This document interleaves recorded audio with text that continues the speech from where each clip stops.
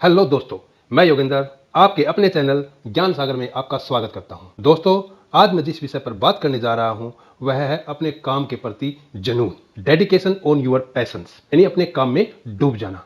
आज इस वीडियो में मैं आपको बताऊंगा कि हम अपने काम में कैसे सफल हो सकते हैं, हम अपनी ज़िंदगी में कैसे आगे बढ़ सकते हैं। इस वीडियो में मैं इस विषय में ही बात करूंगा। यह वीडियो बड़ी इंटरेस्टिंग होने वाली है दोस्तों। इस वीडियो को लास्ट तक देखना और आपके अपने चैनल को सब्सक्राइब अवश्य करना दोस्तों। सफल होने के लिए हमें अपने काम में डूबना पड़ेगा। जब कोई व्यक्ति अपने काम में इतना डूब जाता है, वो दिन नहीं देखता, रात नहीं देखता, तो लोग उसको पागल बोलते हैं। और आप ये चीज ध्यान रखना, केवल पागल लोग ही इतिहास रचते हैं दोस्तों। जितने भी सफल लोगों की मोटिवेशनल स्टोरीज पढ़ने को मिली है, हमें एक ही बात निकलकर सामने आती है। जानते हो वो क्या? काम में डूब जाना, डेडिकेशन ऑन योर पैशंस, अपने काम में इतना तल्लीन हो जाना कि उसे और कुछ दिखाई ही नहीं देता। और जो ऐसा करते हैं वही अपने काम को मंजिल तक पहुंचाते हैं दोस्तों। जाकिर हुसैन एक तबला वादक थे। अगर वो 2 साल तबला बजाने के बाद बोलते कि मुझे इसमें मजा नहीं आ रहा, मैं कुछ और करूंगा, तो क्या कोई आज उसके नाम लेने वाला होता? क्या कोई आज जाकिर हुसैन को जानता? नहीं। वो अपने काम में इतने तल्लीन हो गए थे तबला बजाने में, इसीलिए तो आज जाकिर हुसैन को लोग जानते हैं। ये लोग अपने काम में इतने डूब गए थे क्योंकि इनको सफलता के अलावा और कुछ मंजूर ही नहीं था। और हो सकता है जब आदमी को कुछ मंजूर नहीं होता, वही उसकी सफलता की चाबी होती है। यस दोस्तों, यही बात है। दूसरा नाम है सचिन तेंदुलकर। क्या सचिन तेंदुलकर को भरोसा था कि उनका कैरियर क्रिकेट है? एक बार भी उनको यह नहीं लगा होगा कि यह उनका पैशन है? नहीं दोस्तों। लेकिन वो क्रिकेट में इतने डूब चुके थे कि उनको आसपास कुछ भी नजर नहीं आता था, उनको सिर्फ क्रिकेट ही क्रिकेट नजर आता था। और यही वजह है कि आज लोग सचिन तेंदुलकर को क्रिकेट के भगवान के रूप में जानते हैं दोस्तों।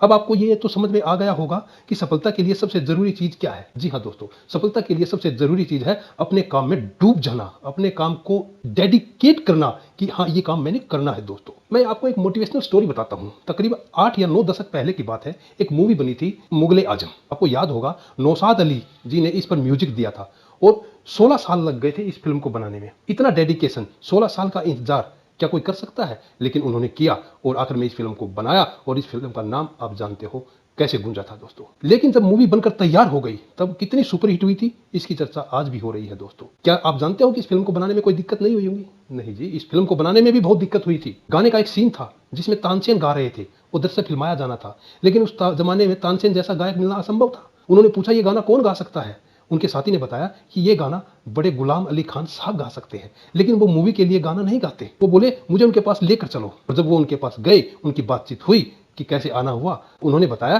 कि आपसे गाना गवाना है। खान साहब बोले मैं मूवी के लिए गाना नहीं गाता। नौशाद अली उस वक्त सिगार पी रहे थे, तो कस खींचते हुए बोले कि गाना तो आपको ही गाना पड़ेगा। एक बार समझाया, नहीं माने, फिर से कस लिया और बोले गाना तो आप ही गाएंगे। खान साहब बोले कैसे बदतमीज इंसान हो। उन्होंने कहा इनको समझाओ, मैं गाना तो नहीं गाता फिल्मों के लिए। उस जमाने में 500 रुपए प्रति माह मिलते थे खान साहब को। एक सिंगर को खान साहब बोले 50,000 लूंगा। नौशाद अली ने सिगार का कस लेते हुए 10,000 रुपए की गड्डी निकाली और टेबल पर रख दी और फिर बोले खान साहब गाना तो आप ही गाओगे। मान गए सर, क्योंकि उनको मालूम था बेस्ट के साथ समझौता नहीं कर सकते।